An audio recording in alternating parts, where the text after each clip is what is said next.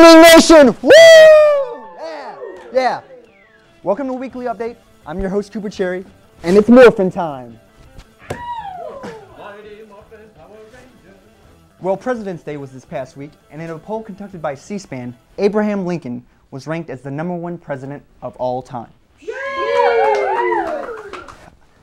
Of course, in this reporter's humble opinion, Lincoln is the most overrated president in history. Now just bear with me for a second here and listen what I have to say. Lincoln suspended habeas corpus in 1862, and I will never forgive him.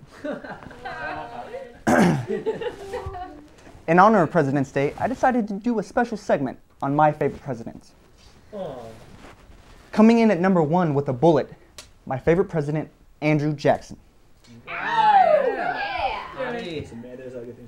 The man was in at least 13 confirmed duels, not just, and lived with a musket ball lodged in his chest for years. Hardcore. Ouch. This guy was like the 50 Cent of his day. He was so hardcore, he was given the nickname Old Hickory. Jackson was a man of the people, though, and he left a legacy called the Age of Jackson. Jackson 5? Teddy Roosevelt comes in at #2. He took a bullet to the chest, too, which was stopped by his metallic glasses case, which just happened to be in his suit pocket at the time. This happened right before he was supposed to deliver a speech, which he went on to deliver anyways. Wow. Trooper. That's right, he was no teddy bear, ladies and gentlemen, even though teddy bears were named after him. Aww. And of course he didn't get to see any of that royalty money either. Oh. But the man had a black belt in jiu-jitsu and walked around the White House with a gat at his side. Shut your mouth. Washington was, of course, the man, a bona fide hero. Washington, 60 feet tall, made of radiation. He'll save children, but not the British children. He'll save children, but not the British children. What? The guy is so awesome, he's on 2 types of money, the dollar bill and the quarter. Whoa, big bucks, never thought about that. Which brings me to my next point. We should hurry up and get President Obama's face on some currency ASAP, so that our money will no longer be the equivalent of slave owner trading cards.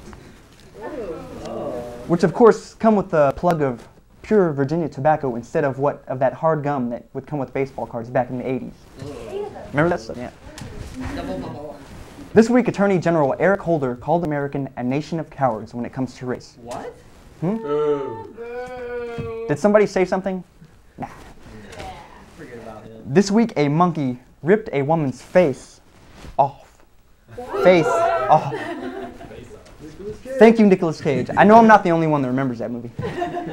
And that's all I have for a weekly update this week. When we come back, we'll have Jonathan Valdez and Mandy Dugan, and they'll give us the squeeze on the world of entertainment. Keep it here on Studio B.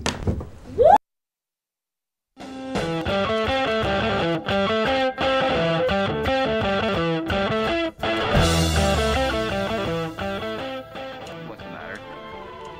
Exam week getting you down? What you need is to put down that notebook and take in some of the beauties of nature. Like Studio B, don't touch that dial. We'll be right back.